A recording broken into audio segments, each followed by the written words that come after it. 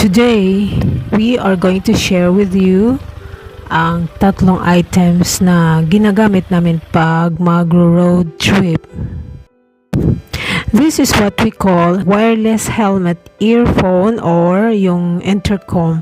Ito ay waterproof, dustproof at intelligent noise reduction. Maganda talaga to pang road trip. Kasi hindi ka na parang bingi, hindi ka na yung parang nagsisigawan kayo, ha? Ano? Yung ganyan. Kasi mahangin, oh. Tapos close pa yung helmet. User-friendly lang ito at ito ay kinoconnect or nilalagay sa gilid ng helmet.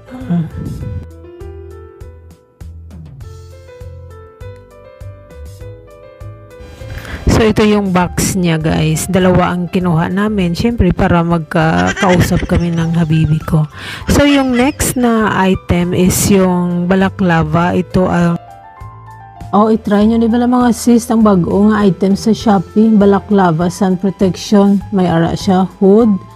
Nami kay breathable. Hindi siya sa ilong bala. While naga-helmet. Full face pa. Kaga ang full head cover. Nami pag ilang color. Hindi siya mainit while nagagamit sa helmet. Try ni karon namon mag-rides kung ano ni ka-comfy. Kanami isang color mga pang girl lugid.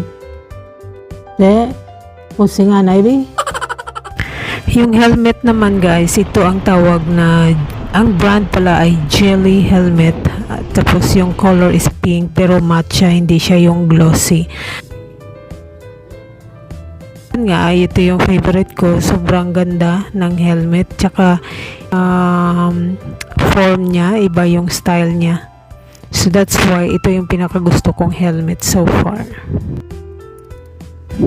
Simula lang nung nagka-helmet intercom kami, maganda na yung pag-uusap namin, lalo na sa long ride, long trip.